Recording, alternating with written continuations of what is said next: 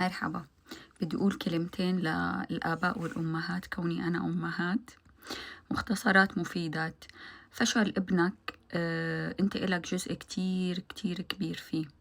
يعني وقت ابنك أو بنتك يفشلوا فما تقعدوا تلومون، لأنه غالبا حضرتك أو حضرتك كان لكم دور بهذا الفشل، سواء بسوء تربيتهم، سواء بالأمراض النفسية يلي عطيتون إياها بصغرهم، سواء بعدم دعمهم باتجاه الأشياء يلي هن بيحبوها وبيتمنوا يعملوها كدراسة كشغل whatever، أي شيء كانوا هن حابين يعملوه.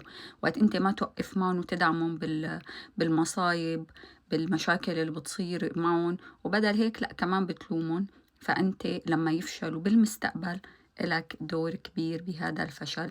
بالمقابل لما ينجحوا مو بالضرورة أبدا إنه تثني على نفسك وتقول هذا ابني، هاي بنتي، هاي تربيتي. لا، مو بالضرورة حضرتك أو حضرتك يكون لكم يد بهذا النجاح، لأنه كتير مرات منلاقي إنه الولد أو البنت بينجحوا جكارة بأهاليهم، ما دعمون، ما وقفوا معهم، فبيصير هن لازم ينجحوا ويواجهوا كل المشاكل يلي عطوهم إياها أهاليهم، وفوق منها كمان ينجحوا.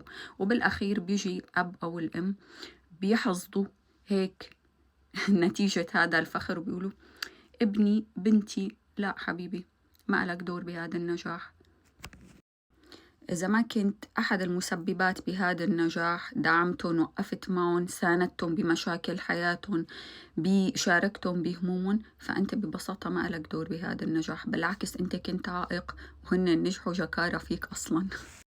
فاليوم بنشوف كتير آباء وأمهات بيحبطوا أبنائهم، بيحبطوا من عزيمتهم، بتلاقيهم للأسف وجودهم سام بحياة أبنائهم أو بناتهم. وبالأخير لما هذا الولد أو البنت بينجحوا بيقولوا لك هذا ابني أو بنتي، للأسف الشديد. يا ريت إذا بدك تحصد فخر بالمستقبل لما أولادك يكبروا، وتحصد نجاحاتهم وتقول تفتخر إنه هدول أولادك بالأشياء اللي عملوها، يا ريت يكون إلك إيد بهاي النجاحات من الأساس. تربيهم صح، تدعمهم، توقف معهم، تحبهم، أهم شيء تعطيهم حب غير مشروط ببساطة. شو كمان، ما يعني تدعي لهم بالتوفيق، ما بعرف، كل الأشياء العادية اللي أي أب أو أم طبيعيين بيعملوها، باستثناء أنه مو كل الآباء والأمهات طبيعيين بهالوقت.